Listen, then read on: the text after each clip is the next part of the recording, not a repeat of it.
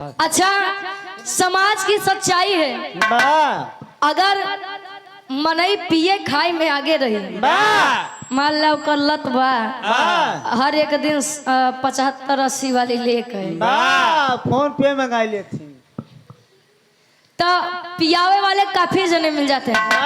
आवा चला यार एक आध पैक मार लिया जाए। आई राजू अब वही घरे सब्जी नहीं बा तो तोसी क्यों ना पूछे कस भैया घरे सब्जी उब्जी बा कि नहीं बा। अगर ना हो तो बताओ पैसा दे दिल है जाया ओ करे बरे पूछे बरे क्यों नहीं बा। वही दारू शराब के नशा बा तो पियावे बरे रोज मिला रही खराब बेरा 2-3 दिन से शराबी बतावत बा कैसे का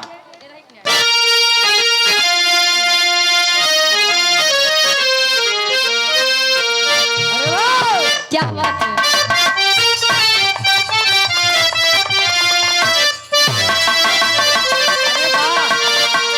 अरे आज पीने अरे आज पीने की दावत है यार, चांद पर बैठ कर हम पिएंगे। आज पीने की दावत है यारो, शान पर बैठ कर हम पिएंगे।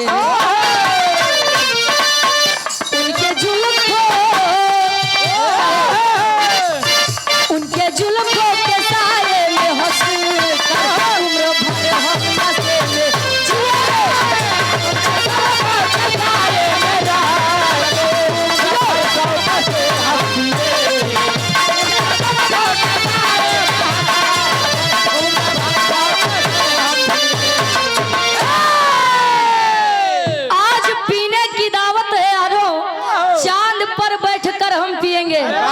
उनके जुल्फों के साये में हंसकर उम्र भर हम नशे में जिएंगे। लेकिन कभी का भाव है जो वीर होता है, वीर सदैव सामने से वार करते हैं ना कि पीछे से वार करें। अरे बाप और जे पीछे से वार करे ओके मौगा कहते भाव में कवि जी दर्शावत हैं का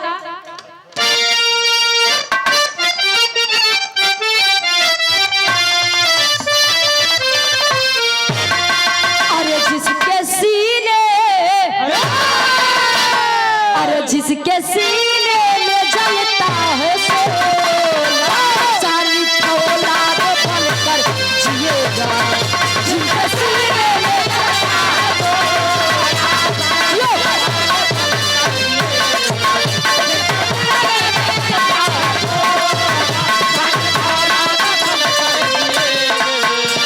तो जिसके सीने में जलता हो सोला, सानी फौलाद बन कर जिएगा। मान से कोई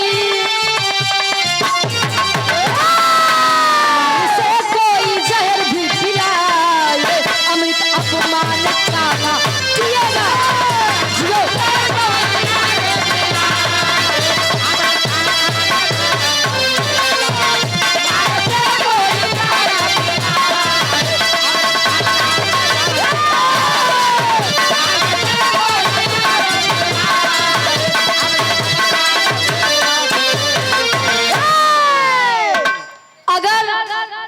अपमान से कोई अमृत पिलाए, जो वीर है वो कभी स्वीकार नहीं करेगा, बल्कि मान से कोई जहर पिला दे वो स्वीकार करेगा। जो वीर है, जो मर्दवा नहीं तो अच्छा पहले के लोग कहत रहे कि रघुकुल रीत सदा चली आई, मेहरारू पर जुल्म ढहाई। नहीं क्या रहे सब पहले। अरे महाराज का सुपर्णखा देख ले, तारा देख ले, सीता देख ले, बस अब जिन दिखा बस रहा कहे रघुकुल रीत सदा चली आई, प्राण जाए पर वचन न जाए।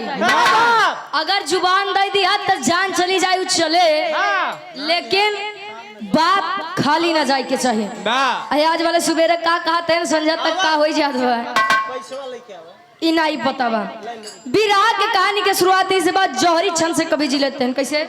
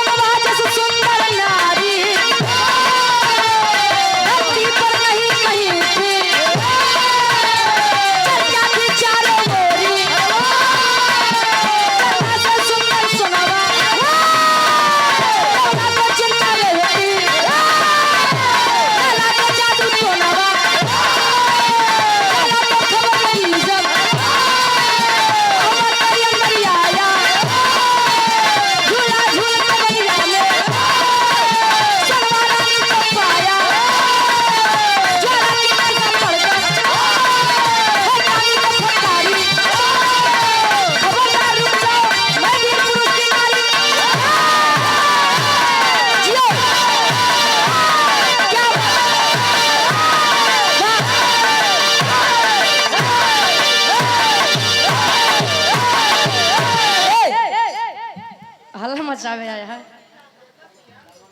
आपकी दादी को कह दी ढेर न चलाया। दर्जी बारी से आप धर्म के बड़े भाई पवन यादव भैया जी 101 रुपए का महान आशीर्वाद।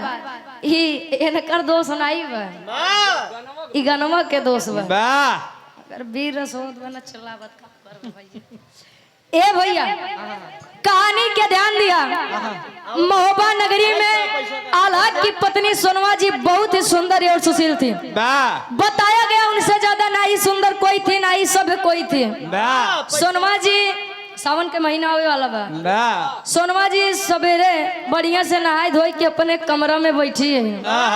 सखी सहेली पहुंची कहीं ए सोनवा जी सोना हाँ ये सोना हो कहीं ए रानी अगर यार सावन महीना में झूला झूले के मिल जात कजरी राग गावे के मिल जात तो सावन महीना के एक अलग मजा हो जात। कहीं तब दिक्कत कोने बात के बा कहीं आवा चला तो झूला झूला जाए। यार उदल जी अपने मोछी पर ताव रख के अच्छा पहले के पुरनिया पहले के पुरनिया दाढ़ी मोछ रखे में बड़ा शौकीन रहे ने। अहिरे के खास कर तो भैया ये मोछिए निशानी रात रहे। यार आज के समय वाले देखा था है एकदम साफ। ये अपनी खेती अपने औकात के ऊपर रखते हैं सब। अच्छा राज प्रकाश भैया जी परतोष से 101 रुपए का महान आशीर्वाद। 100 में सबके नमस्ते प्रणाम स्वीकार हो। अब यहाँ सोनवा जी उदल के बोलाइन उदल जी पहुंचन कस भाव जी का बात बा कहीं ए देवर बबुआ या सावन के महीना में अगर कजरी राग गवई के मिल जात तो सावन के मजे अलग हो जाते हैं। या महीना में कहीं तब दिक्कत का बजाय के झुलतू काहे नहीं कहीं हिया ना है कहीं तब कहाँ कहीं वो पथरीगढ़ में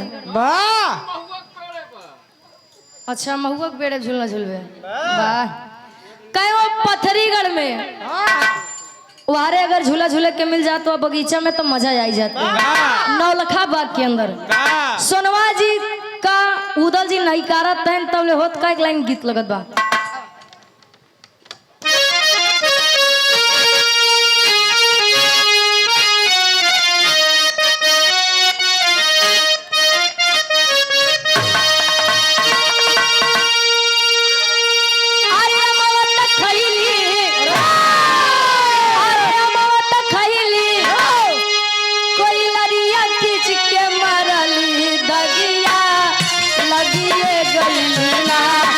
लगिए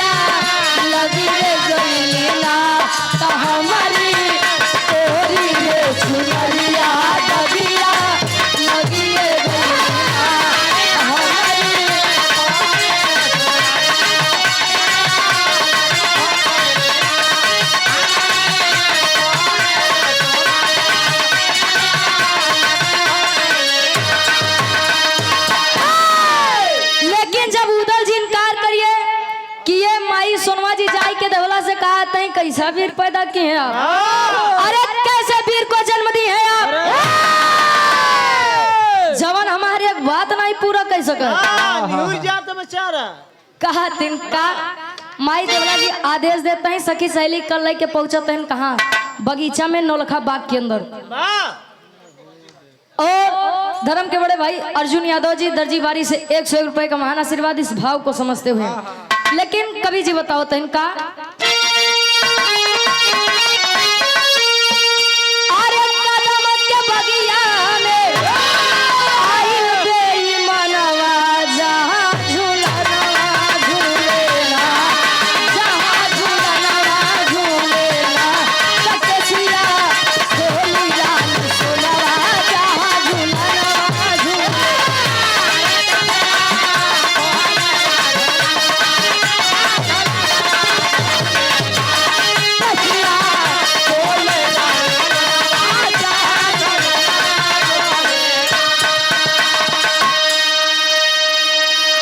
और पुनः इस भाव को समझते हुए आदरणीय आप हृदय के गार्जियन जी आदरणीय हमारे दादा आप हरिद्वार यादव जी इस भाव को समझते हुए 101 रुपए का महान आशीर्वाद चरणों में कोट कोट नमन है। आशीर्वाद के चारे कि हम बच्चे अपनी कला में कामयाब रहे। इतने में उदल जी बोले कि हम जैसे वीरों का कार्य झूला झूलना नहीं है। कहे तब कहे अब चला शिकार खेला जाए तब ले लोग अपन झूला उला झूल ले। झूल नहीं है सभी। उदल अपने साथियों के साथ शिकार करने के लिए जंगल में चले गए और तब तक पथरीगढ़ का राजा ज्वाला सिंह उस बगीचे में आता है। तब ले सोनवा जी का देखत बा तो देखते ही रह गए। तब ले माई सोनवा जी कहते हैं का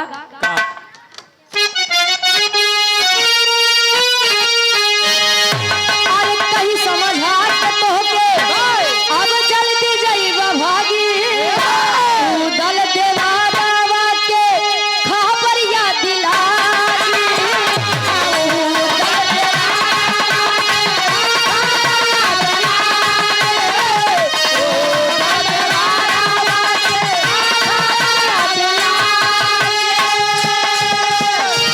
तेरा चला के कटी है तेरा चला के कटी है छन में गरदनवा जहां झूलनवा झूलेला जहां झूलनवा झूलेला भूली गई बस अब सुनवा जहां झूलनवा झूलेला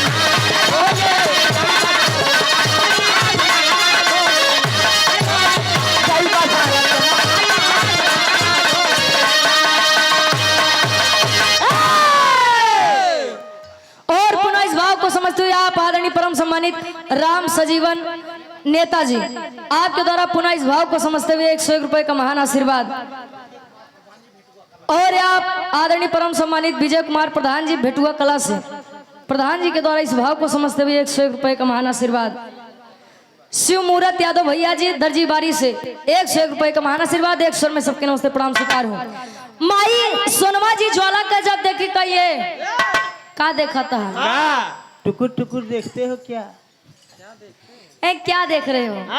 आज तक वो कोनो नारी नहीं देखे हैं ना कहीं देखे तक लेकिन जैसे तू वहाँ वो क्यों कनाई देखे। तुम्हारे जैसा मैंने देखा ही नहीं। अब यार सोनवा जी जब इतनी बात सुने कहीं पागल हो गए हो। कहीं हम आपसे प्रेम करते हैं विवाह करना चाहते हैं पागल हो गए हो दिमाग खराब हो गया है माइंड हाफ हो गए हो। माइंड हाफ के मतलब क्रेक हो गए। असर है ना। अरे महाराज वो माइंड हाफ ना हाफ माइंड होते कहीं दिमाग खराब है तुम्हारा। मैं महोबा के राजा वीर आल्हा की पत्नी सोनवा और उदल की भौजाई हूँ।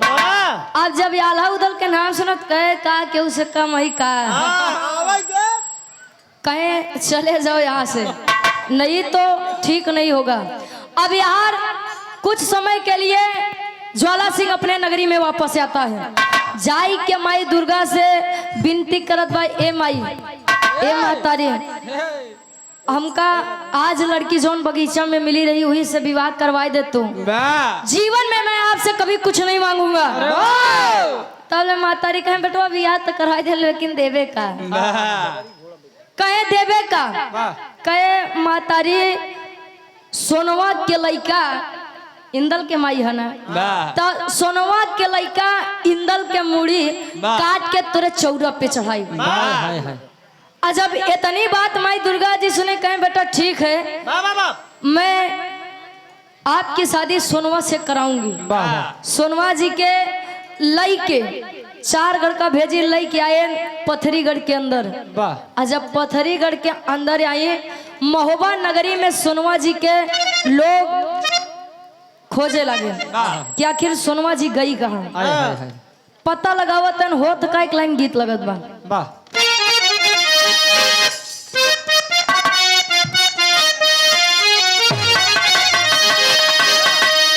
कोनो नई नवेली दुल्हन कहे नई नई लड़की कहे लड़कियां बतावत बा अपने सखी सहेलियन से हाँ ना जा कहाँ वाह वही बतावत बा का बतावे अरे हम गवनवा नहीं जा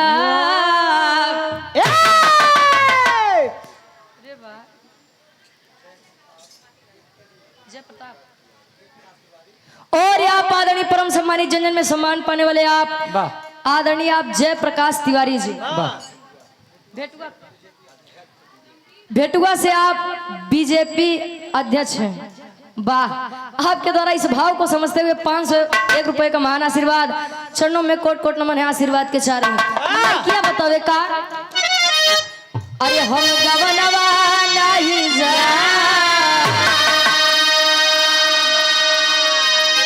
हम गवनवा नहीं जा तो नई नई प्रीत लागल यही गनवा हम गवनवा नहीं जा तो नई नई प्रीत लागल यही गनवा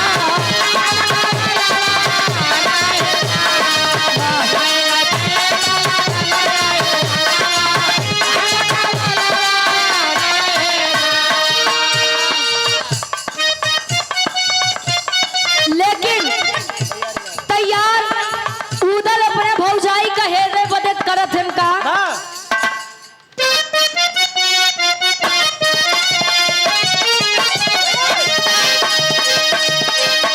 रण झुझरवा चल लेना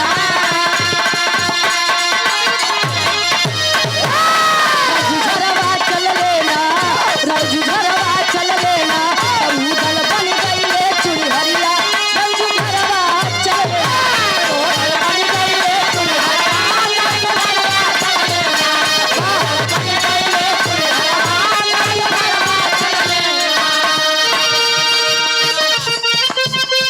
क्या बात सोना की हरी हाथ बढ़ाई उदल धोइले तब कलाई तब घूंघट हटे तब देखे चेहरावा घूंघट हटे तब देखे चेहरावा उदल बने दुलरवा उदल हटे तब देखे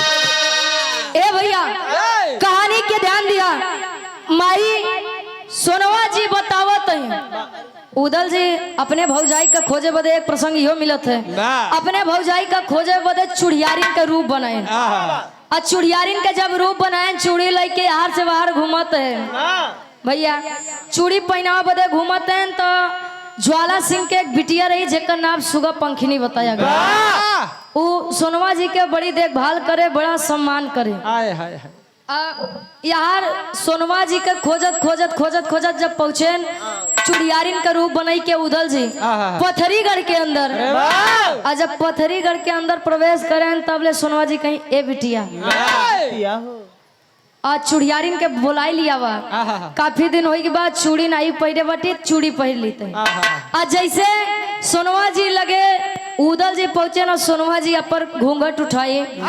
कलाई थमाए तब ले सोनवा जी का देखते मान उदल जी वाह अवाक हो गए वाह कहे भौजाई वाह तो का हम कहाँ से कहाँ ना आई ढूंढे तू ये करे साथे आई के रात यार वाह हो तो का माई सोनवा जी बताओ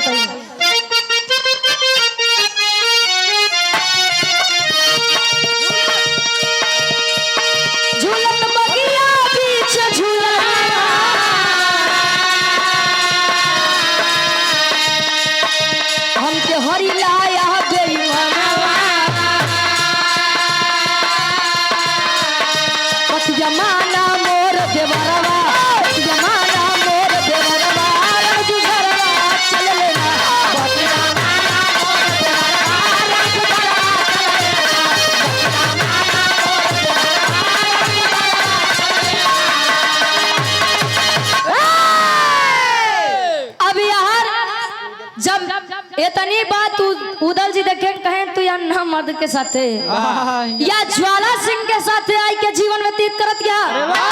हमरे भैया के प्रेम में हमरे लोग के स्नेह में का कमी रही जो तू एकरे साथे आई के रहती है। हाय हाय हाय माई सोनवा जी बतावत ए उदल जी मैं अपनी खुशी से यहाँ पर नहीं आई हूँ, मुझे हरण करके या ज्वाला सिंह जबरदस्ती लेकर आया है।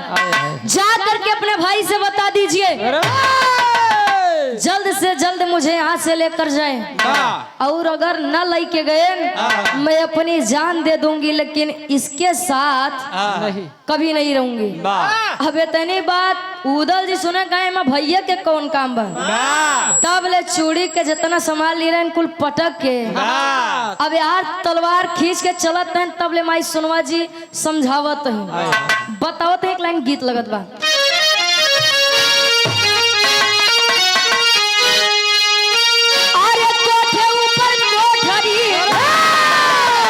हलवैया के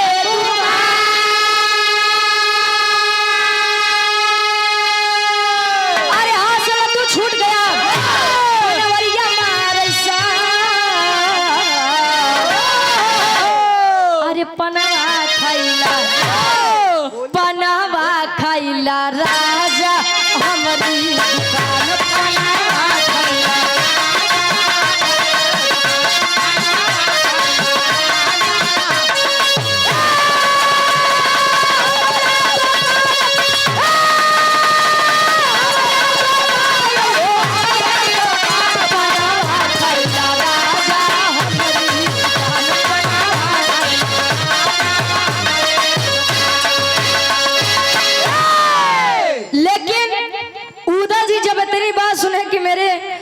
भाई की पत्नी के साथ इतना बड़ा अन्याय, इतना बड़ा दुष्कर्म इस ज्वाला सिंह की हिम्मत कैसे हुई? तब लेकर थे का अरे चूड़ी तर की फेंक के उड़ल, अब खींच लिए तलवार, अरे कहली सोनवा मान जदेवर पौवा धरी तोहार, अरे ऐसे नाही बउआ ज्वाला के हो तुम्हारे, ऐसे नाही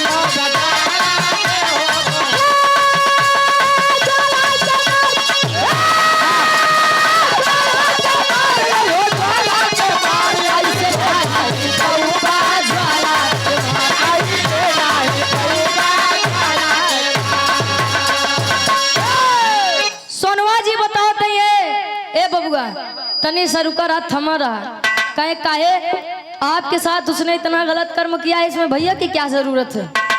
वीर तराबे बेन देखा अच्छा पहले के पुरनिया एक बात कहा है काहे की जकरे जवानी आवत है तो चोकरत की आवत रही का यार है वाह नौ का काहे बदे कात रहे वाह पहले के काका दादा हरे अपन जवानी काम में खर्चा करत रहे, देखत रहे 10-10 बीघा 5-5 बीघा खेत बरधा से जोतत रहे, लेकिन जब से ट्रैक्टर आई है कहाँ 4 बार पिछड़ाई के जोत भैया के कुदार लेके झूठे आए।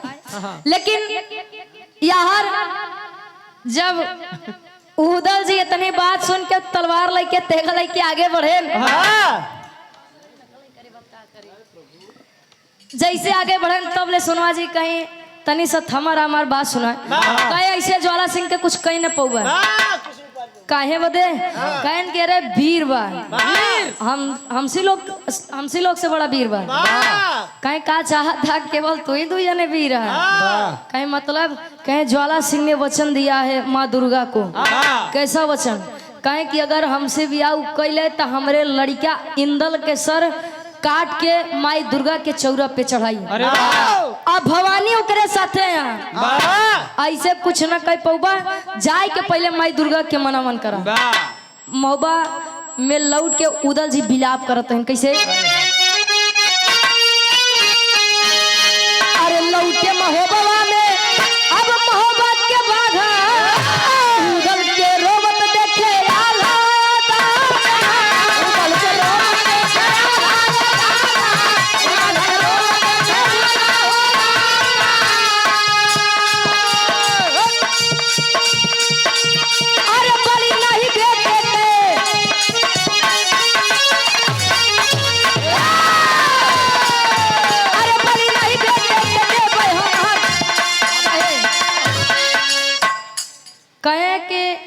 ऐसे ने हम अपने लड़का के बलि न चढ़ाऊ।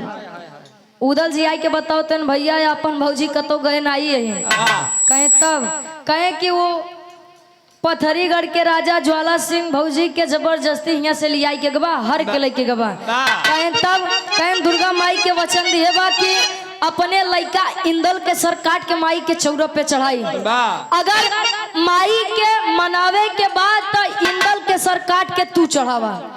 अब इतनी बात जब ये आल्हा जी सुने कहे पागल हो गए हो, दिमाग खराब है तुम्हारा। मैं अपने चिराग का सर काट करके किसी को दे नहीं सकता। अब चाहिए सोनवा जी लगे आवे चाहिए नहीं आवे दूसर मेरा ले जाइले इनकार करत है कैसे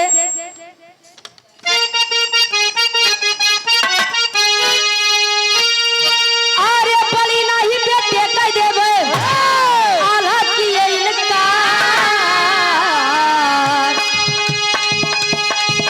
अरे बलि नहीं बेटे के अरे बलि नहीं बेटे के आल्हा किए इनकार। ऐसे पौवा न जाला के हो तुम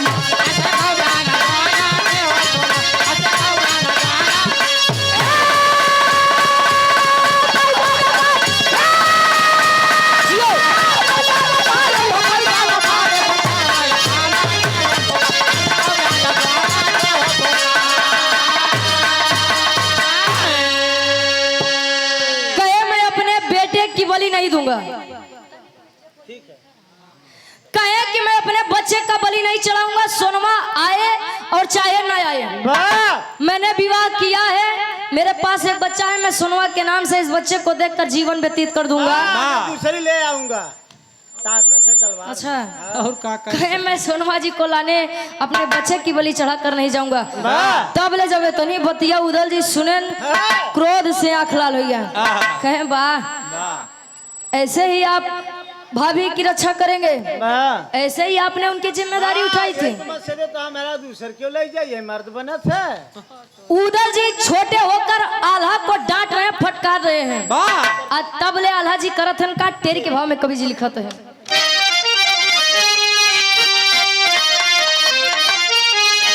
अरे गधेला लेके मंदिर में गए, गधेला लेके मंदिर में गए सोनवा कारण आल्हा उदल वीर बघेला यर बघेला यर बघेला।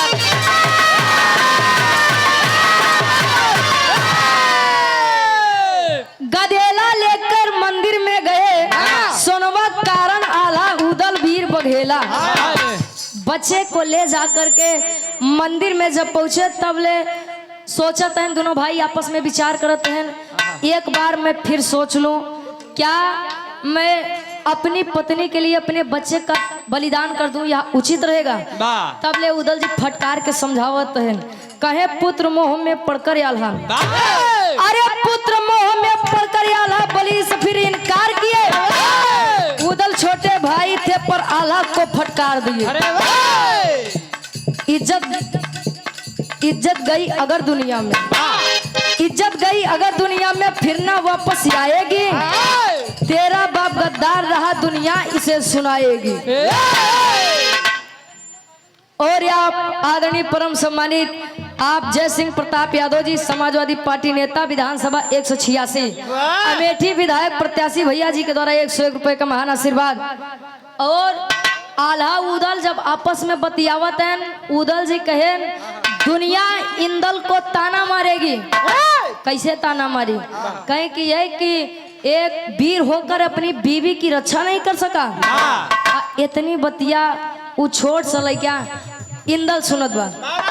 इंदल जब सुने तो जाई के कहे बाबू माई के लिए आवे बदे अगर हमार बलि दे के बाद आप बलि दे दीजिए, लेकिन उस पथरीगढ़ से माँ सोनमा जी को आप लेकर आइए।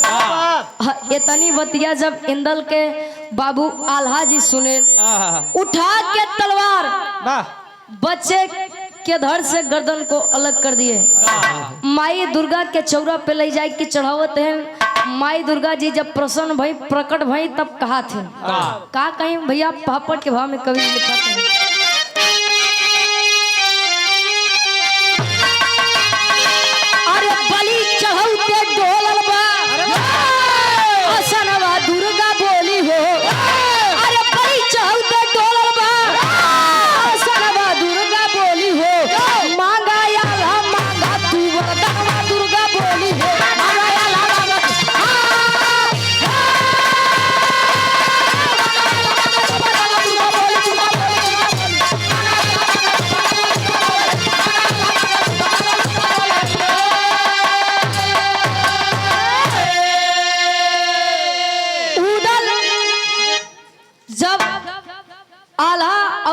बच्चे इंदल का सर काट करके माँ दुर्गा के पास रखते हैं। प्रसन्न होकर माँ दुर्गा जब आती हैं बोलती हैं बच्चा क्या चाहिए? मांग ले बेटा। आल्हा मांग ले बेटा जो मांगना हो। आज मैं खुश हूँ, मांग ले बेटा। कहे मातारी पहले तिरवाचा बांधा कि जवन मांगब तोन देबू। कहे हाँ मांगो मैं दूंगी। कहे मांगी कहे देबू। कहे देव देबू माई। कहे देबू माही कहे देव। कहे देबू कहे हाँ बेटा मांग तुझे जो चाहिए। कहे तो ठीक बा मांगत है लेकिन पीछे ना हटू। आल्हा मांगत है माई दुर्गा से कहा अरे जिंदा कर दो लाल हमारा वरदोवर की रानी हो। ज्वाला सिंह की गर्दन रंग में अलग करा महारानी हो। अरे ये मस्त कही के उड़ली गगनवा दुर्गा बोली है। अरे ये मस्त कही के उड़ली गगनवा दुर्गा बोली हो। मांगा आल्हा मांगा तू वरदवा दुर्गा बोली हो।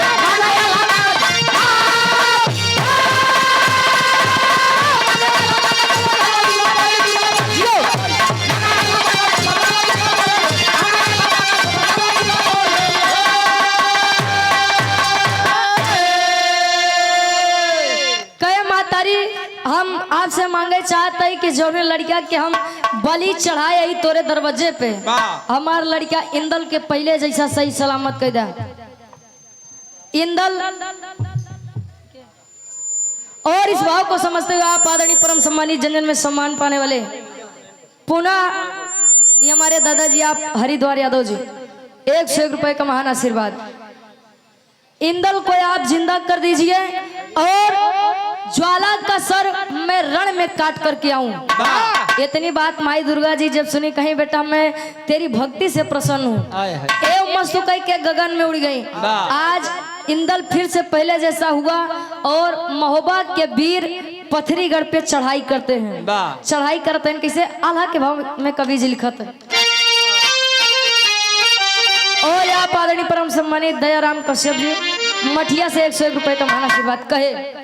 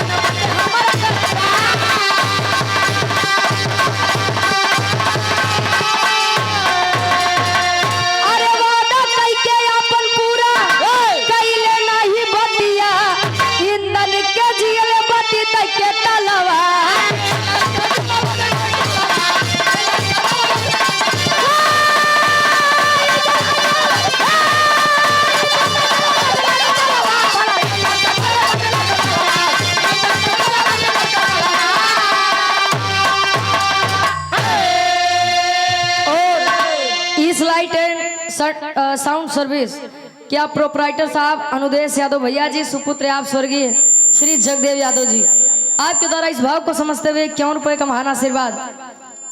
और आप राम लखन यादव जी EMRF टायर वाले भैया जी के द्वारा 101 रुपए का महान आशीर्वाद।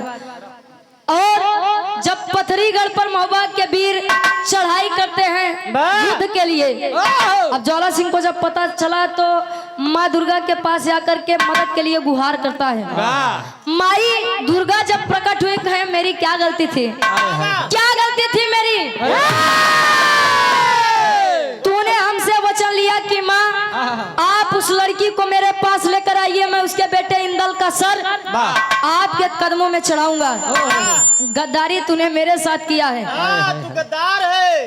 कहे मतलब माई कहे तो उससे पहले आल्हा अपने लड़का इंदल के सर हमारे चरण में काट के रखे बा, और मैंने उसके बच्चे को जिंदा भी कर दिया है अपनी तलवार देकर।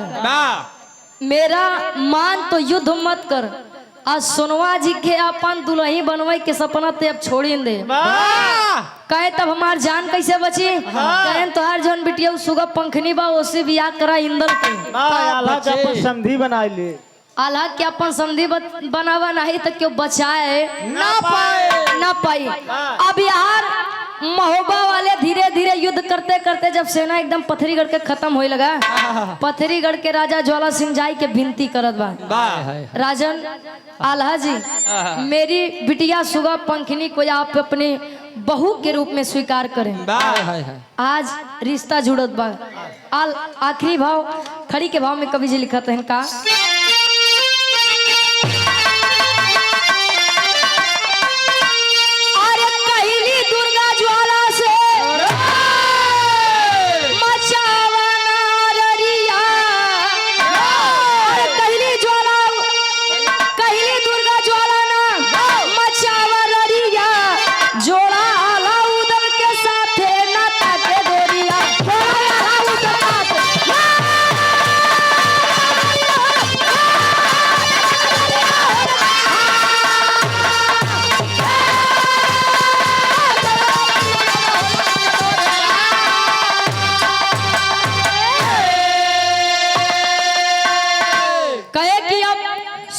के साथ रिश्ता जोड़ने से बढ़िया है कि आप अपनी बेटी का हाथ इंदल के हाथ में दे दीजिए। एक वीर का हाथ पकड़ के आपकी बेटी हमेशा प्रसन्न रहेगी, हमेशा खुश रहेगी, धन्य हो जाएगी। रवि यादव भैया जी घर मलिकार साहब 101 रुपए का महान आशीर्वाद, और अपनी जान बचाने के लिए ज्वाला सिंह माँ दुर्गा की बात मान करके अपनी बेटी का हाथ इंदल के हाथ में थमा देता है। कैसे, अरे सुगा पंखनी से भइले इंदल के बियाह हो, त डोली चली ते ही छन बाबा के रात हो।